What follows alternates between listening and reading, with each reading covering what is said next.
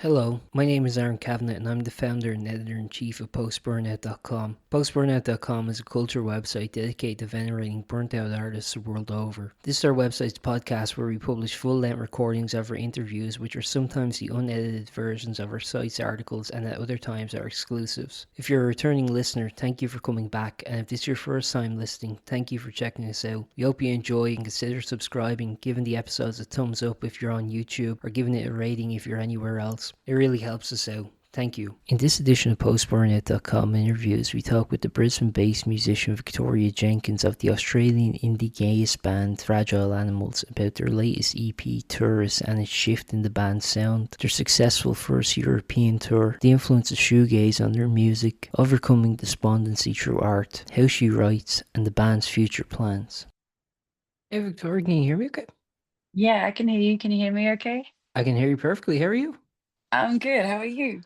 Very well. It's nice to talk to you. I believe this is Fragile Animals' first time over here. Is that correct?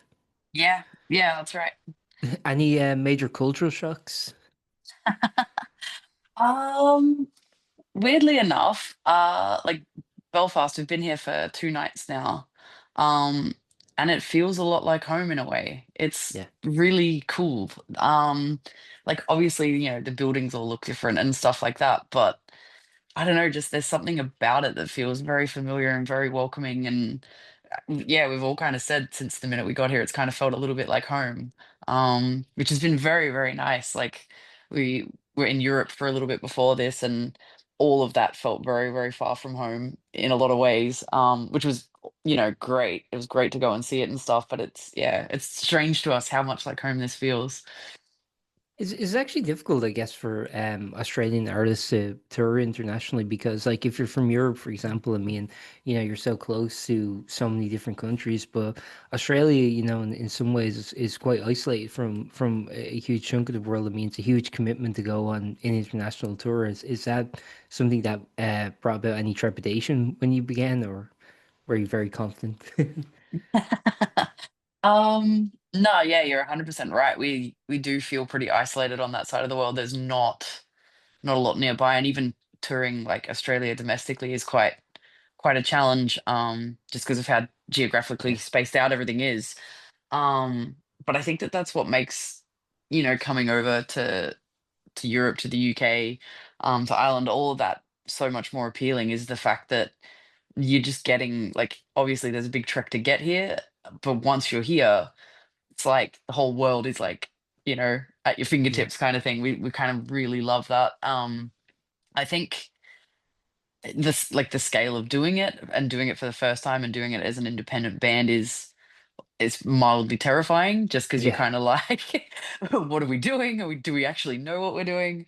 um but yeah, like I think literally just the key things like you know when we got through security with our visas and it was like okay, tick, like we're allowed in, Yeah.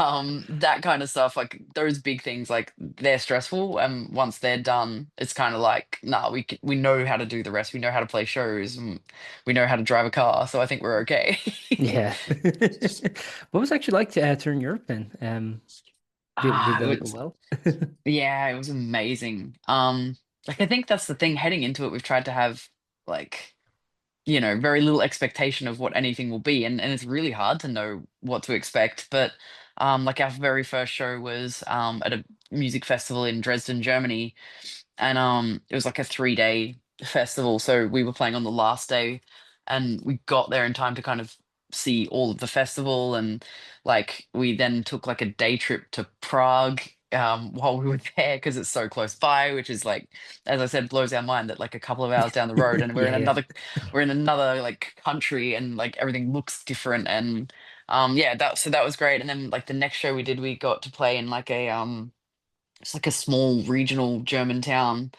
It was like this little DIY punk show, which we got to do with an Australian band. Like, I guess this emphasizes the size of Australia. Like, they're from Perth. Um, Yeah. so like we would never be crossing paths with them Yeah, back Perth's home. about as isolated as you can get. Yeah, exactly. We're on one side of the country and they're on the other. And they were also playing that same German festival in Dresden. And yeah, we ended up playing like a little DIY punk show with them at this place that was like a language school by day, and then like this promoter just rocks up with a PA at night. And it was incredible, just playing to all these like locals, and then like our next show was in Warsaw, and once again we just kind of didn't really know what to expect, but like the room was packed with like just these people that were all like super keen and enthusiastic for shoegaze, and like we didn't know that Warsaw has a shoegaze scene. But it was, yeah, it was incredible, and yeah, getting to meet all the different bands we played with along the way, like yeah, I mean, yeah, we've had the best time. Yeah, shoegaze actually, I think is like very universal in a lot of ways. I mean, I think like I don't know, this is just me theorizing, but I think like a huge element of that is probably like the focus on melody and hook and kind of poppy choruses. I don't know if you agree, but like it's not very like isolating genre. It's something that I think people can get into quite easy. Yes, yeah, it's so funny actually, because that's exactly how we tend to see like shoegaze, is that like basically like our favorite shoegaze bands tend to take like, if you stripped away all of like the shoegazy elements, like the bendy guitars and the noise and Yeah. the effects and whatever, they're pretty much like pop songs. You could put Like them on Eurovision. yeah, yeah, they are. And but that's the thing that's so cool about it, is the fact that there's, you know, that level of songwriting there that can make something like the use of melody and the use of texture and things like that. It's what makes it so appealing. So yeah, I'm not I guess in that sense I'm not surprised that it has such a broad appeal, but like where we're from, there's not a huge shoegaze scene. Like there's a little scene happening in Brisbane, like for gaze bands, and then across Australia, there's definitely a few like notable names that pop up. But it's, yeah, it's not quite as well received back home as it is here, which is why we're here. Bringing it on the road, bringing it over, and yeah. Yeah. Have you found actually? I guess like you were kind of mentioned there, like about just traveling and being in a different country, like within 2 hours or something like that, 3 hours, and like obviously like touring around Australia, I imagine it is very difficult, especially because it's like even though it's kind of geographically similar to perhaps a country like Canada or the United States, it's very as you mentioned, I mean, the cities and stuff are very dispersed. So if you're kind of touring Australia, you have to sort of go on planes a lot, where it is in like Canada or the US, you can just kind of be in a van and just kind of travel around that way. It's the same in Europe. So yeah, has it been tricky to, I guess, play out of city or play out of state in Australia? Yeah, I think it is. Like I mean it's, I think we're also used to it, and used to those challenges. So like most Australian bands just don't know any different. Sure. And you kind of make it work, but um I guess like from a financial perspective, it does obviously have a big impact, because you can't sort of, you can't drive it cheaply and you Yeah. can't fly it cheaply.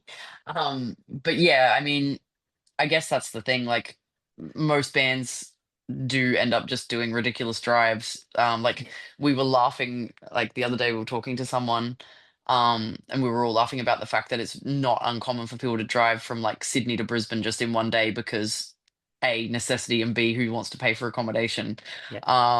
And that's probably like a 9 or 10 hour drive, and you do that between shows. Um, 9 or 10 hours long round trip or Not just just going one there. way. God damn. Yeah. Yeah. So, No, and that's that's, fine to do, but like just the idea of having to do that like twice in one go to avoid accommodation is like insane. yeah, it's a lot. But that's just kind of how it is. And I think that like we were talking about with that band Rat Salad, who are from Perth, like generally speaking, bands from the East Coast, unless you're starting to do reasonably well, you're probably not heading over to the West Coast to play shows, and vice Yeah. versa. Like it's just, you're gonna have to stick to your side, because there's not a lot to do there. But I mean, to do the majors on the East Coast is like the common route, like Brisbane, Sydney, Melbourne, Adelaide. Um, and I guess like there's been a move towards regional touring of late. Like there's a lot of like government grants that kind of are pushing towards that, and there's kind of a fair bit of enthusiasm for live music in those kind of rural areas that have been starved of it for so long. So that's kind of opening up a few more doors. Like there's a little bit of there's a few rays of sunshine happening there, but yeah, in general, we're very envious of people who don't live there. One other thing I just want to, before I start talking about the music, you came over to Europe as we're experiencing a heat wave. Being from Australia, you kind of like this is nothing. This is a piece of piss. Um, Nice use of the Aussie lingo there, by the way. I don't know Oh, if we that's say that a. too. We say Oh, piece you of do? piss here too as well. Maybe Yeah. we stole it from you, in fairness. I don't We know. tend to You do know what's that. interesting is every now and again, like there is like some terminology that's like very, very distinctly Australian, but every now and again there's some overlap. One I know is brekkie. We both use that.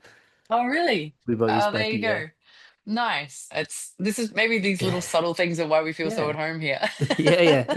You're not gonna hear that in like Germany. You're not gonna hear people going, No, "Did you have brekkie yet?" no, that's right. Sorry, I've forgotten. Where were we heading? What was Yeah, your I was question? just asking the heat wave. Have you found this really easy to deal with? Ah, yeah. No, I mean, definitely familiar, but definitely unwelcome. We don't like the heat Sure. back home. That's our Sure. least favorite part. And when we left, I mean, it's our winter, so like, and we were having like a really cold start to winter, and so we were all like buzzing, and we were like, "Oh, this is amazing! We're actually getting a tiny bit of winter before we leave." Um, and to come over and be like hit with a hot Euro summer was not not fun. Like we like that's the thing. We're used to it, we got through it and stuff, but like definitely there were a few days because we were out exploring, like we were looking at like honestly we were just like scouting every place we were in for like vintage guitars and like Yeah. obscure pedals and things like that. And we were doing a lot of that on foot, just like walking around finding like secondhand shops and vintage shops and whatever. And we were definitely coming back in the evening and being like having a couple of drinks and being like, yeah, we've got heat stroke. Yeah. It was definitely, there are a few 35-degree days where we did a lot of walking or bike riding in the sun. Um, but yeah, what it's all part of it, I guess. So it is bad even if you're from Australia. So Yeah, no one okay. likes it, surely. No, I just thought you get kind of accustomed to it. I don't know, but similar here, like no one ever gets accustomed to the weather. Like we're always just like complaining that it's cold or it's warm. You just, I don't know, it's weird. I always expect like some people can climatize, but here the weather is just so arbitrary that it's like I don't know. You never really know what the score is. Yeah, definitely here in Belfast has been the best weather we've had. Oh, Um, cool. yeah, absolutely. It's been cooler, it's been a bit rainy, it's been a bit breezy. We've loved it. You'll definitely have that when you come to Dublin tonight. Yeah, Nice. it's kind of overcast now as we're speaking. I don't know if it's the same Belfast, but it's kind of Yep. it's not too bad, I guess. It's not. Yeah, no, I remember it was back when we were in the beginning of booking the tour, and like I was watching something about Dublin, and it was talking about there had been no proper sunlight for like 10 days because it had been overcast and drizzly for like Yeah. 10 days, and I was like, this is the place I need to live. I was like, this feels good. So I'm very excited, and I hope that it's as expected when I get there. Hopefully the sun doesn't rise. Yeah. One thing I wanted to ask, Fragile Animals has been around for, I guess, about a decade now. Does it feel that long to you, or do you still kind of feel like it was just yesterday? Because I have to be honest, like your first EP came out in 2017, and to me, 2017 still kind of feels like yesterday. Now, I think like the pandemic kind of just screwed my perception of time a little bit. I'm sure it's the same for everyone, but yeah, it just seemed like 3 years elapsed, and it's like, oh, so it's really to me, it's only like maybe. I don't know, maybe like 6 years ago or something. That's how it feels to Yeah. me. But does it Yeah, feel like no. Fragile has been around that long, or? Yeah, and the way you described it is kind of how it does feel to us. Like there was just this void of about 3 years that Yeah. nothing seemed real in.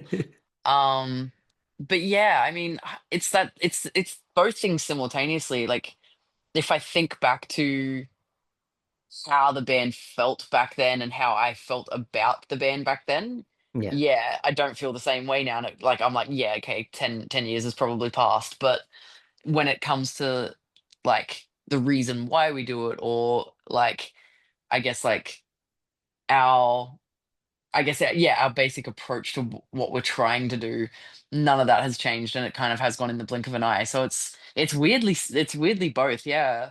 Yeah. Um, and I mean, like, it seems to me again that, like, Fragile Animals kind of hit the ground running. I mean, like, your first EP had the song "Home," which was, obviously a really big hit on like Australian airwaves and things like that. Does it feel that way to you? I mean, does it feel like, it was an immediate success, or does it feel more kind of gradual? Um, yeah, I think that like success is a very strange term, and I think that Let's say like notoriety then. Let's yeah, change the oh terminology. yeah, I think it's we from the beginning, like you said, we've always felt pleased and I guess grateful for the success or notoriety that we've had. I think that like prior to this band, we'd been working away in other bands and doing different things for quite a while. So it's not that it necessarily felt like some sort of like, yeah, overnight success necessarily, but we're also very aware that there's so many good bands out there that really try and work incredibly hard, work as hard as we have and don't get those things. So I think that's like this weird mixture of kind of like whatever success you achieve, you kind of just move the goalposts and are looking for the next thing Yeah, and kind of don't. We tend to be a bit on the self-deprecating side rather than the like proud of ourselves kind of side, sure. and so we're kind of like, oh yeah, that if we got that, it can't be worth that much. But I there's think that's there's also a very cultural similarity too, again. yeah, yeah. But I mean, it is really really nice, and when you do actually take the time to stop and think about it and stop and look at it, yeah, we're getting our heads around being able to say, yeah, we're proud of something like the new record. Like we've started saying, yeah, we're kind of proud of what we're doing and stuff. So I think we're getting used to it. Well, it's very appropriately titled "Tourist." I guess, like, for the first time, it's really apt. Was that coincidental timing that your first kind of, I guess, like major European UK tour was coincided with the release of the CP? I don't know. I think it was, yeah, it was kind of a mixture of things. I think, I mean, I think at the point where we were writing those songs, we knew we wanted to come over here and tour. And it was kind of that thing of, you know, yeah, we'd wanted to do it for so long, and we were like, right, we're just gonna do it. Yeah. Like we'll take that leap and make it happen. And so I think maybe that was kind of in the mindset, but then at the same time, that actual song and whatever was not specifically related to it or anything like that. But I guess it just all sort of we figured it worked on a few levels, and yeah, and we it was so weird for me as well because like the iconography for the release, like and the like our merch and stuff, it's like these symbols that were all related to that kind of thing, and like I didn't really know what any of them were because they were done by an American graphic designer like a little while back, and I was like, oh yeah, these symbols are cool, like that looks cool, we like that. And then like coming through different airports and stuff, I'm like, oh dude, that's like that symbol, and like this symbol, like the suitcase with the key, I'm like, that means lockers, like that we keep seeing these symbols around, and I was like, they're not ours, like they actually like exist out in the world, but like we've just kind of used them all, I guess. But yeah, it's been very very cool, and we like the fact that it's all tied together with tourist. Yeah, I mean, sort of going back to that, I mean, like that's like very interesting that, like, I guess, like, the more you travel, I guess the more kind of, I don't know, because, like, it is a very international thing now, I guess, like, as you mentioned there, like working with like an American graphic designer. And do you find that, like, kind of getting that opportunity to actually kind of go and see, like, other parts of the world is kind of perhaps expanding, from a creative side, is kind of expanding your palette a little bit in terms of, I guess, like influence, or in terms of, I don't know, in terms of like things you can draw from. Yeah, yeah, I think that, I mean that's the thing, like you can only write from things that you know and things that you've felt, I suppose. And so having a broader life experience gives you more to draw from in things that you've seen or felt. Like I would absolutely butcher it if I tried to remember it correctly, but I think it's a Leonard Cohen quote that's talking about like, I think it's talking about poetry or something, but it was um, like the art essentially is just the ashes of a life well burnt. And Yeah. that's kind of the thing is like, doing this stuff is simultaneously like promoting the art, but it's giving us something to burn. And like I don't think it's lost on us. Like I think every day that we've been away, like the first few days that we were gone, like we kept turning around to each other and being like, holy shit, like can you believe what we're actually doing? And like this is already day three. Like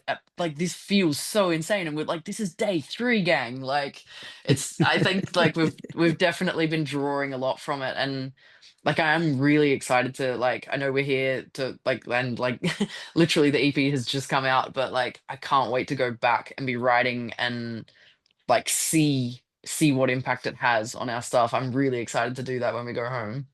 Are you always like perpetually writing as you go about, or is it kind of like do you dedicate time and go, okay, now it's like the writing period, or how does it kind of work for you from a creative perspective?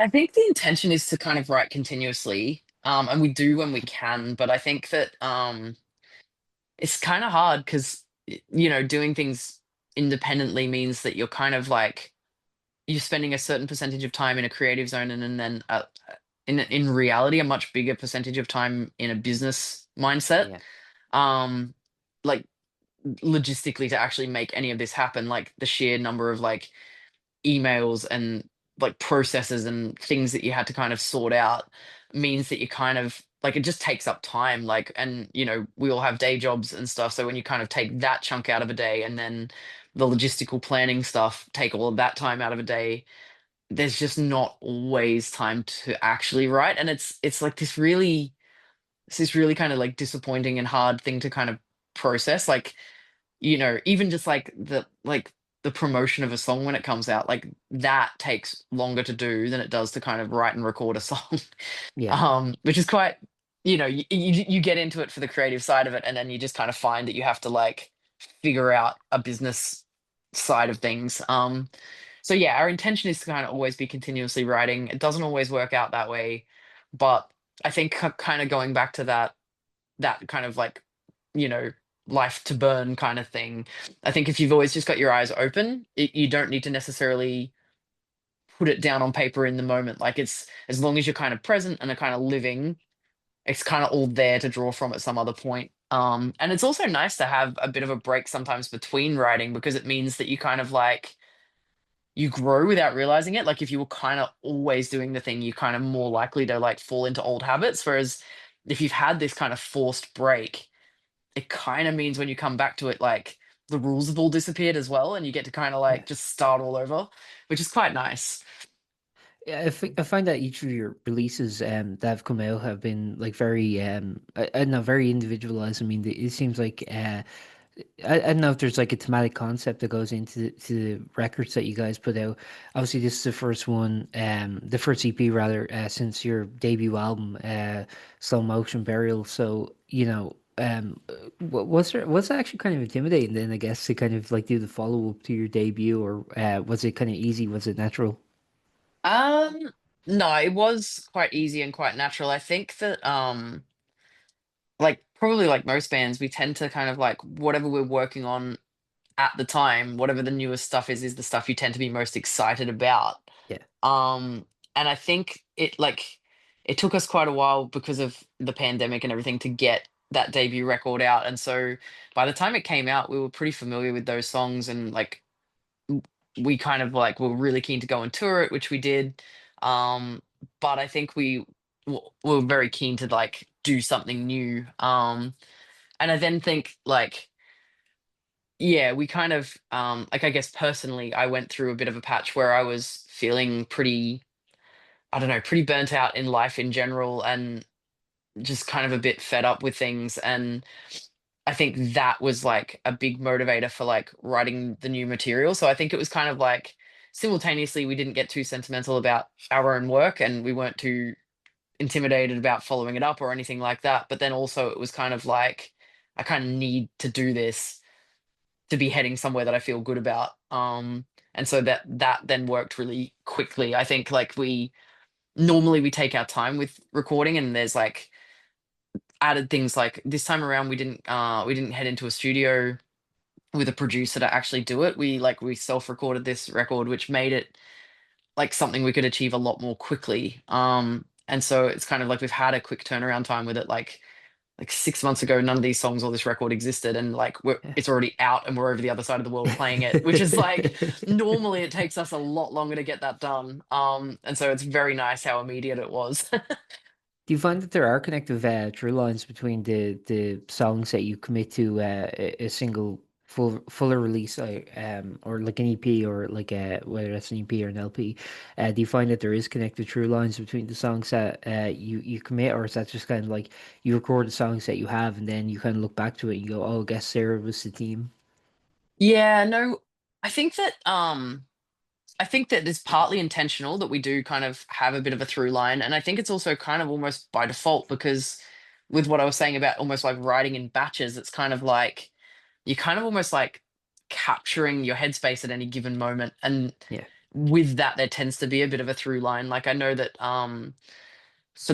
for like the LP, it was all kind of written during COVID, and it was like all kind of centered around just like I guess like some not so pleasant realizations about the world and like where things are heading, and like it was kind of a bit it was very gloomy actually as a headspace, and I think that that was because of what was happening in the world at the time. yeah, um but then I think like with this record, it's definitely not written from that headspace, and it's definitely not sort of about the same sorts of things or anything, but there is kind of like I guess like a common thread through this EP as well. And like I said, it wasn't strictly speaking intentional, but it's also quite nice. Like if you can sort of see something coming together and then you're kind of like, oh, I know what this is now. And you can kind of lean into it. So I think it never starts with any particular intention, but as the writing sort of goes on, you can kind of be like, yeah, I can kind of see where this is heading. Um, yeah, I think that's kind of how it works. And this time around, it was just kind of like very quickly, like we had these songs. There weren't like for the record, there were a bunch of songs we cut, like heaps. But for this EP, it was kind of not so much the case. We were kind of like, actually, these songs fit together, and let's just do it. yeah. It was quicker. You mentioned the kind of quick turnaround rate for this EP. I mean, was that like a self-imposed thing, or was it just naturally just came together very quickly? um, we when we first kind of so we basically, yeah, I was at a bit of a low point, and then I went away on a holiday. And during that time, kind of like realized why I was at a low point and what was missing. And I was like, I need to do this thing. Like, I need to do the music stuff. Like, that's the thing. Um, and so then when I went home from that holiday, we just got really, really busy writing. Yeah, And then kind of once we had the songs, we were like, nah, let's definitely go and like, let's do the real thing and let's go and tour it overseas. Um, and we kind of then imposed a bunch of deadlines on ourselves at that point. So it was just purely out of the fact that we were excited and we wanted to go and do it. And this was a timeline that worked for us, like for all of the individual people in the band. But then it became kind of like tricky because it was like, cool, we've got all these like, we've got this timeline we want to work to. And then it was like actually tricky getting like spaces to record the record. And it was tricky, like actually like getting the PR stuff sorted in time. And so it was kind of like self-imposed. And then that made our lives a bit hard. But we're very glad that we kind of like more or less got to stick to it and we got here on time. yeah. No, there's two things I want to talk about there, like based on what you're saying. So, like the first, I guess, was about like going on that holiday and kind of like I guess sort of decompressing and being able to, I don't know, kind of like really think about like what's going on in your head a little bit and kind of being able to come back and write like the EP. So, do you find that like when you're sort of not when you're kind of just like I guess sort of being somewhat inactive or relaxing, that's actually kind of good for you in terms of like getting fuel for the fire, so to speak? um, yeah, I think for me, it's mostly related to like, it's mostly related to the fact that like when I'm busy doing a lot of other things, as an individual, I find it really easy to kind of get like swept up in being who other people need me to be, or Sure. like, like the kind of the facade you kind of have at work isn't necessarily that authentic. It's like what needs to happen. And so Sure. I think if I'm spending an awful lot of time doing that, I kind of I definitely find it very easy to kind of lose myself, and then that starts me feeling really shit. And so it's like that having time away isn't so much that I like have like that fuel to do things, but it's just that it allows me to kind of figure out who I am and remember who I am and like actually have some clarity around what I'm doing. So that was kind of more what happened. And I think that's kind of important. Like I've only kind of learnt recently that it's actually like that's what's wrong. That when things start feeling really tough in life, that's what I've done wrong, is that I've just kind of allowed myself to be really, really moldable. And then I Sure. need to maybe spend a couple of minutes in my own head and go like, nah, this is what you actually do and want and whatever. And I think that I mean it's probably really common for everyone. And I also think it's really common for people that play music, because I think until you're like really, really widely considered to be successful, no one considers you to be a musician, like not legitimately.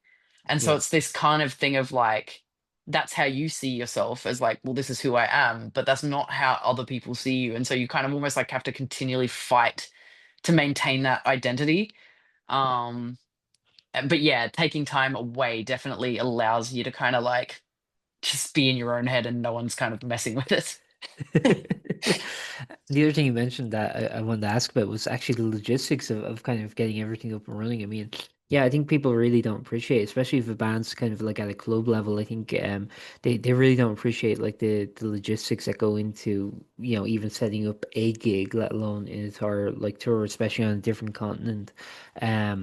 What was that like in terms of just like when you were kind of like booking the tour for the first time, wrangling up everyone's schedule and making sure that people could kind of commit to however many weeks it is that you're on the road. I mean, was that like a huge challenge? I mean, because I find like as you mentioned, like being an independent artist, I mean, there's so many hats you have to wear, whether that's like social media or PR, whether that's like booking stuff and just like all the interpersonal things as well. I mean, there's so many different factors that are like like just so stressful and time consuming. Yeah, definitely. I think we're lucky in the fact that we all really, really love what we're doing and we all really want to be able to make it work. So I think that like it was probably Dan and I that were first to kind of go, yeah, let's make new music and let's actually tour overseas. But then it's also like when we took that idea to the rest of the band, it didn't it wasn't a hard sell. Like everyone wanted to do it. I think like I don't know that you'd find any band in Australia, or probably any other place that's like not directly like accessible to like this part of the world that Mhm. doesn't really really want to do it. It's kind of like the dream to like actually get over and do it. Um, but yeah, the actual making it work, it was definitely a learning curve. Like it was definitely a challenge, and I think we had a few people to draw from, like a few people that we knew had sort of done it before, and like we got a few tips and tricks from those people, like who to hire our tour van from, and like just little bits and pieces like that that make it hard. Oh, sorry, make a hard thing a lot easier. But then a really big part of it was like connecting with like our UK booking agent, Fever Dream Touring. Like they kind of took care of the UK run and all of the like the show logistics for all of Yeah. that. Um, which like, if you're doing each individual show yourselves is a lot more running around. But like we basically just had to communicate with Michael and then he kind of like sorted everything out. And like um, for us, like we got pretty easily the Farewell Youth Festival show in Germany sorted. And so I think having those two kind of things at like each end of the tour, and then we just kind of slotted in a few extra shows that we wanted to play and had the ability Yeah. to kind of go and do, made our lives a lot easier. But like even with that, like the amount of like literal hours that it takes to put into it, and like figuring out our flights and figuring out like what we're doing, like it definitely takes time. And it's just like I'm a bit of a wuss, and like it's just scary, man. It's Yeah. so scary. We know an Australian band like that we're friends with that their first UK tour, they flew to Heathrow, didn't have the right visas, spent a night in detention and got flown back. And That it's is just terrible. terrifying. Yeah. It really is. It's like not only does that kind of financially ruin you, but like the heartbreak of kind of like having all that anticipation and excitement and having it all shattered. Like I just like literally when once we got in, we were like, oh my God, we're here. Like it was such a relief because we were so like nervous about it. But like, yeah, it's been, I'm glad we know it all now. And like next time around, we can do things a little bit more streamlined and a little bit more easily. But it's like, yeah, I'm kind of proud of us for somehow making it happen. No, you should be. One final thing, because I know you have to go soon. So I wanted to ask slash accuse you of something. No, I'm joking. Did this tour coincide by happenstance to coincide with the Oasis reunion shows? Well, I'd be lying if I said I don't have a ticket to one of them. I do. Oh, let's But go. Let's tour Europe. Yeah, let's go. I don't know, like July maybe. yeah. No, it's, I mean, in fairness, I have tickets to a few things. Like right before we head home, because we're here like and we're touring for like the best part of a month, and then we have like a few extra weeks at the end of that, which we wanted to kind of just like go find somewhere that we loved that we'd been and like actually start writing the next record. So we're gonna do that, and then right before we head home, we're gonna go see like Fontaine's and English Teacher and Kneecap and Murder Capital, because they're all playing in Manchester. So like yeah, we've got the Oasis one in there. Like we're going to see like when we're in Manchester right before our show, there's like an Australian band called Civic playing. Like we went to Year on Air when we were in the Netherlands. Like we're trying to see as much music as we can. So Oasis is one part of that. And I'm looking forward to it. But yeah, I yeah, it's not a bad time to be here, is it? Festival No, not at season. all. No, no. Yeah, I mean, when it comes to, I guess, like sort of future plans, I mean, now that you kind of, I guess, know how the sausage is made, like, what do you think, I guess, like, could be streamlined the next time in terms of like logistics or anything? Or do you think, like, no, we pretty much got it straight off the bat the first time? Um, we got a lot right, which is quite surprising to me. And I'm very pleased. We got a lot I right. I think you're think, just overthinking it. yeah, I think things that we've learned are that we can probably condense down certain aspects of it. We are pretty great at squishing into very small spaces, so we probably don't need. We can go probably a bit more basic with like our accommodation, and even like we've got like a pretty big van for the UK, but for all of Europe, we just like had like a large SUV, and we like, I mean, we got a lot of dead legs. It wasn't entirely comfortable, but like we Yeah. got it done, and that's a lot cheaper. Hiring a van in the UK is far more expensive than hiring it in Europe. Like we Yeah. could just hire it in Europe and then drive it everywhere. So there's a few things we've Everything is done more wrong. expensive over here than in Europe. Yeah, we've learnt this. And that's what I mean. So like next time around, we'll be able to do it a bit more cheaply, which will make it a far more accessible thing for us, which will be great.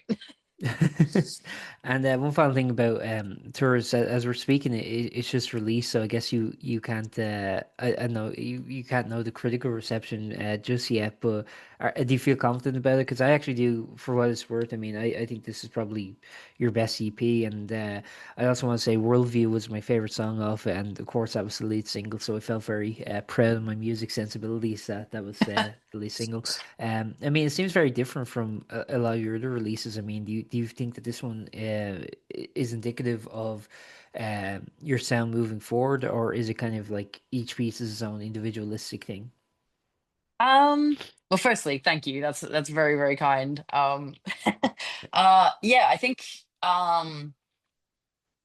it's good that each thing is a little bit different. I don't really know, like, I guess that's the beauty of it. I don't really know where we're kind of heading next, but I know that the reason that this EP does sound that little bit different is because we really wanted to sort of, we wanted to kind of grow it. Like, we don't like the idea of kind of everything staying the same. And I think it's like such a weird thing. Like we're not the same people we were 2 years ago, and like the music that I've gotten into and that we've all individually gotten into in the last few years, you can't like block that out as influences and things. So I think inevitably you're just always going to sound different on each release, which I think is great. We like that.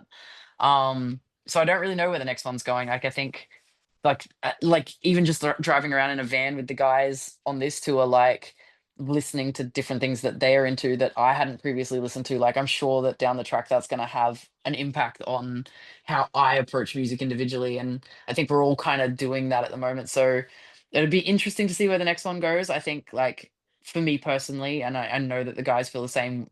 This newest EP is the one we're proudest of. Like we Yeah. do feel like it's our best work yet. Um, and I also think we're kind of like starting to like come out of our shell a little bit and kind of not care um not care how the music would be received. Like I know that sounds really weird because we're so appreciative of people when they do enjoy it or something like that. But like I think when you're starting out and you want a career in music, there's an element of people pleasing that you kind of can't shut out. Yeah. But I feel like weirdly enough, we've gotten to a point where like we're just selfish enough that we're like, we don't actually care. We Like, I just don't do give what a we want. fuck.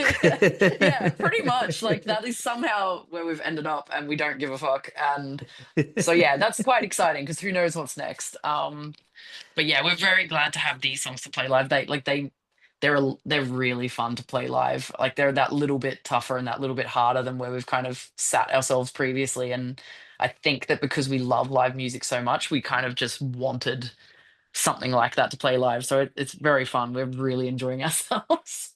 Perfect. And I guess the final thing I'll leave you with before I let you go is yeah, I mean like what are the plans I guess going forward? I know it's a very vague and generalized question, but just more gigging, more writing, etc. etc. Yeah, definitely. So like obviously this tour run, and then like I mentioned, we're kind of looking at getting into writing straight away. We just really want to kind of capture this headspace, I suppose, and like see where those songs land. And I think like I've said it so many times since like pretty much even the very first day that we were away. Like I think the only thing that's going to keep me sane going home is knowing we're coming back. Um, so I think there's a real motivation there to like write new music and have a reason to come back. Um, but yeah, like we're very, very serious about doing it. And like if someone told me like this was a one-time thing, I'd yeah, I couldn't handle that. So no, I know we're gonna come back. Hopefully next year we'll be back. And yeah, I think just like the goal is, I guess, to try and grow it that little bit each time. We've kind of been blown away by how many people have been at the shows this time around. Like we had no real sense of what to expect coming here, and like we've been very, very pleased with like the level of enthusiasm and the numbers for the shows. So I think if we can just keep pushing forward, who knows where it'll end. Actually, how was last night's show in Belfast? It was great. It was Yeah. really great. Like the room was busy.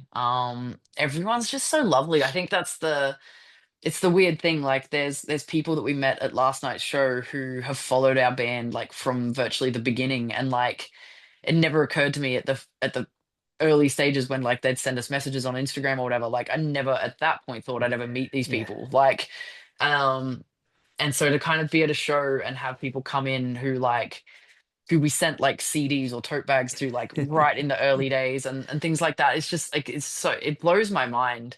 Yeah. Um and like yeah, I just think it's not lost on us how lucky we are to kind of be over here and actually have people that care.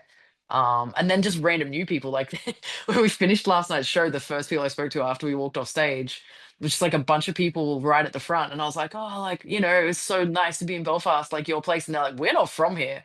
They were like, I'm English, and like I'm from like somewhere else in Ireland, and like someone was from like I think one of them might have actually even been from Dublin, and I was like, cool. And they're like, we just like wandered in and thought it was great and we're here. And I was like, amazing.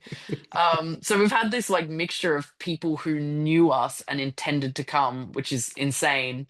And then like I think we're winning a few people over as we go. So it kind of yeah, we couldn't be happier. Perfect.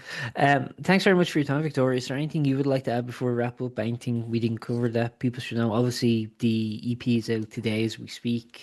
Yeah. By the time I get it out, It'd probably be out a year ago. No, I'm joking. I'll try and get it a little quicker. I'm not the most expedient. I'm always like just constantly keep my head above water. Michael will tell you that. So, is Yeah. there anything people should know that I didn't cover? No, I mean, I feel like we covered a lot of ground. I can't think of anything off the top of my head, which could be because I'm a little bit sleepy and a little bit Sure. dusty after last night. But nah, just basically, yeah, we're having the best time and we can't wait to see everyone at the shows. And just thank you. Thanks for having me and thanks for the chat. I've really appreciated it. Thanks very much for doing it, and enjoy the rest of your tour. We will do. Dublin next. Woo! Take care. Cheers, man. Bye. Thank you for listening to that episode of Post-Burnout.com interviews. We're an independent venture run by yours truly, and as I said at the beginning, liking, rating, subscribing, and sharing really helps us out a lot. If you're feeling extra generous, we do have a PayPal donation link in the episode description, but don't feel obligated, of course. We've also begun releasing occasional exclusive episodes on Spotify, so subscribe there if you'd be interested in hearing those. Thanks again for listening, and see you next time.